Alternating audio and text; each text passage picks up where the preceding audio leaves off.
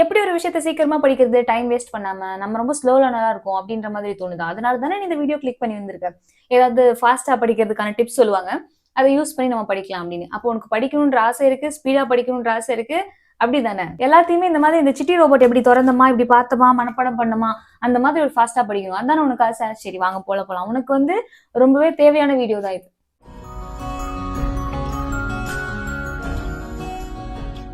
Hello everyone, வணக்கம் and welcome back to this video. எல்லாரும் எப்படி இருக்கீங்க?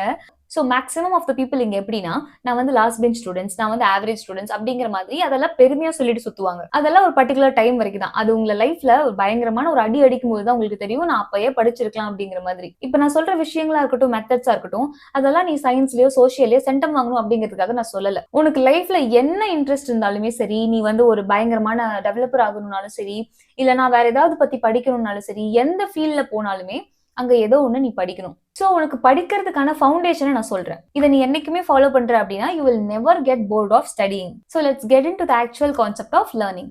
ஸோ லேர்னர்ஸ் கேட்டகரி உனக்கே தெரியும்ல, லேர்னர்ஸ் அப்படின்னாலே ரெண்டு விதமா பிரிச்சு வச்சிருப்பாங்க. ஒன்று வந்து ஃபாஸ்ட் லேர்னர்ஸ், இன்னொன்று ஸ்லோ லேர்னர்ஸ். ஸோ ஃபாஸ்ட் லேர்னர்ஸை விட்டுத்தல்ல, அதை பத்தி நம்ம தெரிஞ்சுக்க வேணாம். What is the slow learners bro? Actually I don't get it. எப்படி வந்து அவங்க வந்து ஸ்லோ லேர்னர்ஸ்னு சொல்றாங்க? நம்மள எப்படி இன்னொருத்தவங்க நீ வந்து கம்மியா தான் படிப்ப, இவ்வளவுதான் உனக்கு படிப்பு வரும், மண்டல இவ்வளவுதான் இருக்கு, நீ எப்படி மத்தவங்க சொல்லலாம்.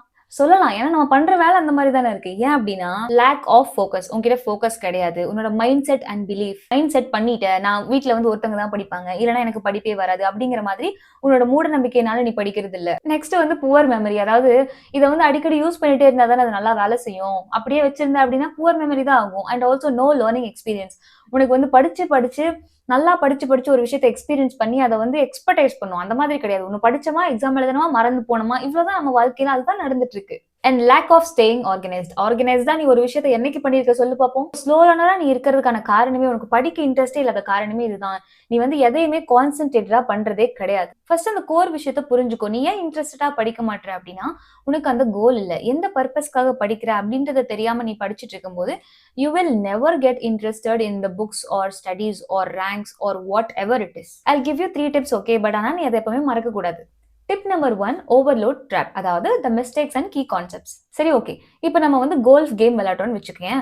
அதுல வந்து அந்த ஒரு ஹோல் இருக்கு. நம்ம அந்த பாலை வந்து கரெக்டா அதுல போகிற மாதிரி அடிச்சுட்டே இருக்கணும், ஓகேவா? நீ இப்ப என்ன பண்ற அப்படின்னா இங்க நின்னுட்டு அதை அடிக்கணும்னு ஆசைப்படுற. இப்படி அடிக்கும் போது நீ அதை ஒவ்வொரு டைமும் சகட்டு மேனிக்கு அந்த பாலை வந்து பால் இருக்குங்கிறதுக்காக நீ அடிச்சுக்கிட்டே இருக்கு அப்படின்னா அது எப்படி கரெக்டா அந்த ஹோல்ல போய் விழுகுது அப்படின்றது உனக்கு எப்படி தெரியும்? ஃபர்ஸ்ட் ஒரு பால் போட்டதுக்கு அப்புறம் அது எப்படி போகுது அப்படின்றத நீ பார்க்கணும். அந்த பால் போறது அப்படிங்கறதே நீ என்ன பண்ற அப்படிங்கறதுல வச்சுதான் இருக்கு. சோ ஒரு பால் வீசுறோம் அப்படின்னா அது இஷ்டத்துக்கெல்லாம் அது போகல. நீ கான்சென்ட்ரேட்டடா அது எப்படி போட்டா எப்படி போகுது அப்படிங்கறத தெரிஞ்சு வச்சுக்கணும். நீ பால் இருக்கு அப்படிங்கிறதுக்காக எல்லாத்தையும் போட்டுக்கிட்டே இருக்கா, ஏதோ ஒண்ணு வந்து இந்த ஹோல்ல போய் விழுந்துரும் அப்படின்னு நினைச்சுன்னா அது ரொம்ப பெரிய தப்பான விஷயம். இதே மாதிரி தான் உன் ஸ்டடீஸ்லயுமே நீ எக்ஸாம்ஸ் எல்லாம் எழுதிட்டே தான் இருக்கே தவிர ஆனா அங்க ஒரு ப்ராக்ரஸும் இல்ல பெருசா. ஏன் ஒரே மாதிரி மார்க்ஸ் வருது, ஃபெயில் மார்க்ஸ் வருது, பெரிய லெவல்ல மார்க்ஸ் வரது இல்லை, ஏன் 80% 90% மேல மார்க் வரது இல்லை அப்படின்னா நீ எதையுமே அனலைஸ் பண்றது கிடையாது. சும்மா எழுதி விட்டுட்டே இருந்த அப்படின்னா எப்பதான் நம்ம அனலைஸ் பண்றது? இப்ப நீ ஒரு பால் அந்த கோலை நோக்கி போட்டுட்டு இருக்க அப்படின்னா அது எப்படி போகுது அப்படின்றத அனலைஸ் பண்ணி அட்லீஸ்ட் நெக்ஸ்ட் டைம் அது பக்கத்துல போற மாதிரினாவது நீ போடணும். அதெல்லாம் பண்றது கிடையாது. எல்லாத்தையுமே போட்டு ஸ்பீடா அடிச்சு விடுறேன்னா தப்பு யார் மேல இருக்கு? உன் மேல. உன் கான்சென்ட்ரேஷன் கரெக்டா இல்ல. சோ அதே மாதிரி எல்லா டைமுமே ரொம்ப கம்மியான மார்க் எடுத்துட்டு ஒரே ஒரு டைம் கூட நீ ஜாஸ்தி மார்க் எடுத்துட்ட அப்படின்னா நீ எல்லாத்தையும் ஃபிகர் அவுட் பண்ணிட்ட அப்படின்ற அர்த்தம் கிடையாது. நீ என்ன புதுசா பண்ணிருக்க, எதனால அவ்வளவு மார்க்ஸ் வந்துச்சு அப்படிங்கறத நீ பார்த்தாதான் மறுபடியும் மேல போக போக உனக்கு அதே மார்க்ஸ் கண்டினியூ ஆகும். சோ பேசிக்கலி என்ன சொல்ல வரேன் அப்படின்னா இந்த 4 விஷயத்தை சுத்தி தான் உன்னோட மொத்த ஸ்டடீஸுமே இருக்கு. அதாவது experiencing, reflecting, abstracting and experimenting. So take away from tip 1 என்னன்னா நீ பாட்டுக்கு சும்மா கோல் அடிச்சுட்டே இருக்கக்கூடாது. அது என்ன ஏதுன்னு பார்த்து அனலைஸ் பண்ணிட்டு அதுக்கு அடுத்த எக்ஸாமை நீ கொடுக்கணும். So the next one is fastest way to learn anything is to learn slowly. அதாவது எல்லாத்தையும் ஃபாஸ்டா படிக்கணும். சும்மா எப்படின்னா இந்த மாதிரி இப்படின்னு பார்த்துட்டு தூக்கி வீசுறதெல்லாம் நம்ம என்ன ரோபோட்ஸா? கிடையாது. அப்படி படிக்கணும்னு எல்லாத்துக்குமே ஆசை. நம்ம எல்லாருமே இந்த சிட்டி ரோபோட் வந்ததுக்கப்புறம் ஆசைப்பட்டிருப்போம்ல, லைக் இந்த மாதிரி புக்கை பார்த்து தூக்கி வீசினா செம்ம ஜாலியா இருக்கும் அப்படின்னு. பட் அது நடக்காது. பட் இன்னொரு விஷயம் இருக்கு. என்னன்னா எந்த விஷயத்த நீ படிச்சாலுமே ஸ்லோவா தான் படிக்கணும். அப்பதான் உனக்கு அது அப்படியே ப்ராக்ரஸ் மண்டைக்குள்ள நிற்கும். நான் படிக்கிறதே எக்ஸாமுக்கு முன்னாடி நாள் தான். அதுல நான் ஸ்லோவா படிச்சேன் அப்படின்னா நான் எப்ப மார்க் வாங்குறது, எப்ப பாஸ் ஆகுறது அப்படின்ற மாதிரிலாம் நீ கேட்ப. பட் நான் அந்த கேட்டகரியில சொல்லல. நீ மார்க் வாங்குறதுக்காக சும்மா மார்க் தான் வேணும் அப்படின்னா நீ எப்படி வேணா படிச்சு பாஸ் ஆகி என்னமோ பண்ணிக்கோ. அது நான் இங்க சொல்ல.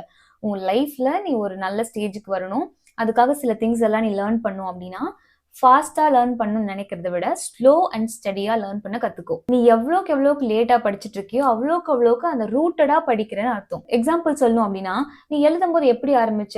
ABCD அந்த மாதிரி பொறுமையா எழுத தானே ஆரம்பிச்ச. மொத்த வேர்டையும் ஒரே நாள்ல உட்காந்து ஃபாஸ்டா கத்துக்கணும்னு நினைச்சியா? கண்டிப்பா கிடையாது. ஓவர் பீரியட் ஆஃப் டைம் தான் நீ பயங்கரமா ஃபுல்லா உனக்கு தெரிஞ்ச மாதிரி எல்லாத்தையுமே எழுத ஆரம்பிச்ச. இதுவே நீ ஃபாஸ்டா கத்துக்கணும்னு நினைச்சிருந்த அப்படின்னா உன்னோட ஹேண்ட் ரைட்டிங் பயங்கர மோசமா கேவலமா இருந்திருக்கும். பட் ஆனா நம்ம ஸ்லோவா கத்துக்கும் போது நம்ம எவ்வளவு மோசமா எழுதிட்டு இருந்தோம், இப்ப எவ்வளவு நல்லா அழகா எழுதிட்டு இருக்கோம் அப்படின்ற மாதிரி ஒரு விஷயம் இருக்கு. சோ என்னைக்குமே ஸ்லோ லேர்னிங் அப்படிங்கிறது வந்து ஒரு டிமெரிட்ஸா பாக்காதீங்க. ஸ்லோ லேர்னிங் அப்படின்னா நீ நல்லா ஃபவுண்டேஷன் நல்லா பில்ட் பண்ணிட்டு இருக்க அப்படின்னு அர்த்தம். So take away from tip 2 is slow is fast and fast is smooth.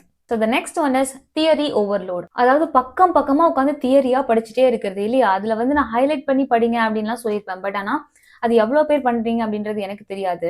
நிறைய பக்கமா தியரி படிக்கிறவங்களுக்கு நான் ஒரே ஒரு விஷயம் தான் சொல்வேன், which is the general rule of thumb. அதாவது 1 hour of தியரி படிக்கிறீங்க அப்படின்னா and 5 hours of அந்த தியரி படிச்சதை பிராக்டிஸ் பண்ணணும். தியரியா உட்காந்து பக்கமா படிச்சுட்டே இருந்தா நீ படிச்சதெல்லாம் எங்க இருக்குன்னு உன்னால சொல்ல கூட முடியாது. அதாவது ஒரு பவுல் எடுத்துக்கிட்டு அதுல ஃபுல்லா நீ நொப்பிக்கிட்டே தான் இருக்கே தவிர அது ஒரு அளவுக்கு வரணும். அதுக்கப்புறம் நீ மறுபடியும் ஓவர்லோட் போட்டுட்டே இருக்கேன்னா which is overload of information. இவ்வளவுதான் அந்த மண்டை ஏத்துக்கும் சொல்லுங்க.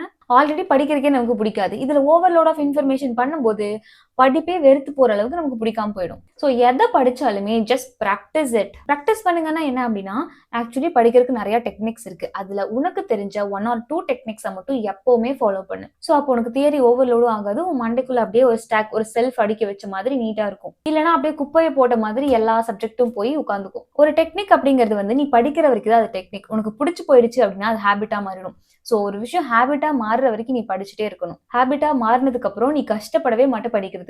And my favorite is tip 4 and 5. So the fourth tip is learn how to learn. அதாவது இது முன்னாடி கேட்டிருக்கியா? learn how to learn. அதாவது லேர்ன் பண்றது எப்படின்னு முதல்ல லேர்ன் பண்ணு அப்படிங்கிறாங்க. This was actually new to me. ரொம்பவே புதுசா இருக்கு. learn how to learn is the active learning method. என்ன நீ படிச்சாலுமே இந்த மெத்தடை யூஸ் பண்ண அப்படின்னா நீ பயங்கர ஃபாஸ்டா படிக்க முடியும், which is meta learning.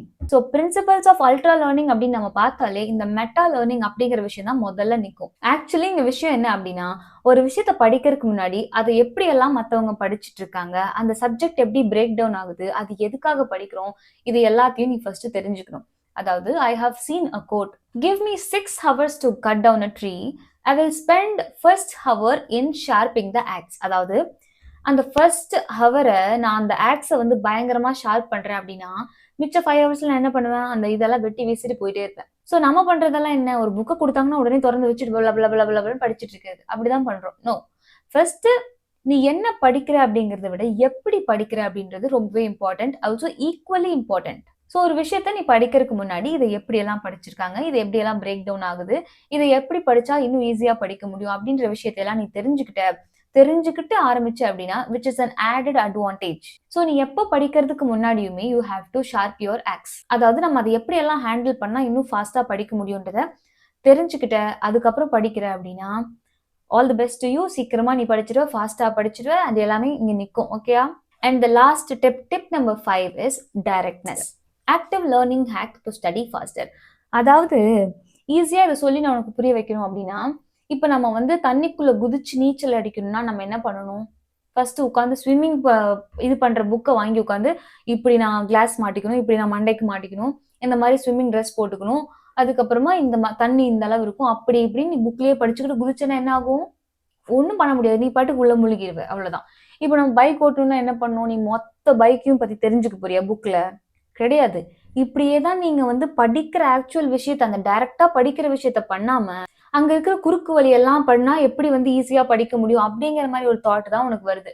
ஏன் புக்கை எடுத்து படிக்கணும்? அந்த டைரக்ட்னஸ் பத்தி தான் நீங்க பேசிட்டு இருக்கேன். இப்ப எனக்கு பைக் ஓட்டணும் அப்படின்னா நான் பாட்டுக்கு பைக்ல ஏறி உட்காந்தேன்னா அது நான் கீழே விழுகிறனும், என்ன பண்றனும், எப்படியோ ஓட நான் கத்துக்குவேன். பைக்கை ஏறி உட்காராம நான் மொத்த பைக்கையும் பத்தி தெரிஞ்சுக்கிறேன் அப்படின்னா எனக்கு தேவையே இல்லையே. எனக்கு ஓட்டுறதுக்கு என்னெல்லாம் தேவை அப்படிங்கறது நான் ஓட்டவே தெரிஞ்சுப்பேன். நம்ம பண்ற தப்பே இதுதான். ஆக்சுவலி ஒருத்தருக்கு வந்து பயங்கரமான ஒரு ஸ்பீக்கர் ஆகணும் அப்படின்ற மாதிரி ஆசை அப்படின்னு வைங்களேன், அவங்க வந்து ஃபோக்கஸ் பண்ண வேண்டியது என்ன, அந்த கம்யூனிகேஷன் ஸ்கில். அதுக்கு பதிலா என்ன பண்ணிட்டு இருப்பாங்க அப்படின்னா உட்காந்து இங்கிலீஷ் படிச்சுட்டு இருப்பாங்க. இங்கிலீஷ் படிச்சு நீங்க கிராமரை புலமையா பேசுறதுல ஒன்றும் கிடையாது. நீங்க எப்படி கம்யூனிகேட் பண்ணீங்க, என்ன ப்ரெசென்ட் பண்றீங்க அப்படின்றதுதான் முக்கியம். ஒரு ஸ்பீக்கருக்கு என்ன ப்ரெசென்ட் பண்றோம் அப்படிங்கறது தான் முக்கியமே தவிர நீங்க வந்து எப்படி கிராமர் மிஸ்டேக் எல்லாம் பேசுறீங்க அப்படின்றதெல்லாம் இங்க மேட்டர் கிடையாது. இப்ப நான் இதை சொல்ல வந்ததுக்கான விஷயமே, உன்னை படிக்க சொன்னேன் அப்படின்னா நான் எப்படி எல்லாம் படிக்கலாம், எவ்வளவு டிப்ஸ் எல்லாம் பார்க்கலாம், எவ்வளவு ட்ரிக்ஸ் எல்லாம் பார்க்கலாம்னு சொல்லிட்டு எல்லா வீடியோவையும் பார்த்துட்டே தான் இருந்து இந்த டைம் வேஸ்ட் பண்றமே தவிர, அந்த டைரக்டா போய் புக்கை திறந்து வச்சு உட்காந்து படிச்சோம் அப்படின்னாலே அந்த வீடியோ தேடுறதுக்கு பதிலா ஒரு 1/2 மணி நேரம் படிச்ச மாதிரி இருக்கும். அதை ஏன் நம்ம பண்றது இல்ல? சோ டைரக்ட் லேர்னிங் பண்ணு அப்படின்னு சொன்னாலே உனக்கு எப்படி இருக்கு அப்படின்னா, ரொம்ப அன்கம்ஃபர்டபுளா இருக்கு, ரொம்ப போரிங்கா இருக்கு, ரொம்ப ஃப்ரஸ்ட்ரேஷனா இருக்கு. அதுக்காக நீ என்னெல்லாம் பண்ற அப்படின்னா, டைவர்ட் பண்றதுக்காக இந்த மாதிரி அப்ளிகேஷனை தேடுற, வீடியோஸை தேடுற, ஆடியோஸை தேடுற, அண்ட் ஆல்சோ மெட்டீரியல்ஸை தேடிட்டு இருக்க. இந்த மாதிரி நிறைய சுத்தி எப்படி நீ வந்தாலுமே கடைசியில் அந்த புக்கு தான் சாமி வரணும். So take away from tip 5 அப்படிங்கிறது வந்து always choose direct learning. So this is how the learning part looks like. நீ நினைக்கிற மாதிரி பயங்கரமா ஸ்பீடா படிக்கிற மாதிரி எல்லாம் ஒன்றும் பண்ண முடியாது. So learning itself is a slow process. If you are trying to speed up things அப்படின்னா, அதை நீ எவ்வளோக்கு ஸ்பீட் அப் பண்ணி படிக்கிறியோ அவ்வளோக்கு into 2 times நீ சீக்கிரமா மறந்து போயிடுவ. ஒரு விஷயத்த தெரிஞ்சுக்கோ, நீ ஸ்பீடா ஒரு விஷயத்த படிக்கணும்னு நினைக்கிற, அது ஓகே, அதுல ரொம்ப இன்ட்ரெஸ்டடா இருக்கு, அது எல்லாமே ஓகே தான். ஆனா நீ ஃபாஸ்டா படிக்கணும் அப்படின்னு நினைக்கிற கான்செப்ட் வந்து உன்னோட மொத்த ஆர்வத்தையுமே கெடுத்து போயிட்டு உனக்கு சீக்கிரமா மறதியை உண்டாக்கும். மறதி உண்டாச்சுன்னா உனக்கு என்ன ஆகும்? உனக்கு படிக்கிறதுக்கு பிடிக்காது. So the fastest way to learn anything is to learn slow. இதை தான் சொல்ல வந்தீங்களா அப்படின்னா நீ வேற என்ன எதிர்பார்க்கிற? இப்படிதான் படிச்சாகணும், இப்படி படிச்சாதான் மண்டையில நிற்கும், இதுதான் உடம்புக்கு நல்லது, மண்டைக்கு நல்லது, எல்லாத்துக்குமே நல்லது. ஓகே, அப்ப நான் கிளம்புறேன். See you all in another video. I hope this video is very useful to you. Video பிடிச்சிருந்தது அப்படின்னா do like, share, comment, subscribe and hype the video. Okay? So see you all in another video. Tata, take care. Bye bye.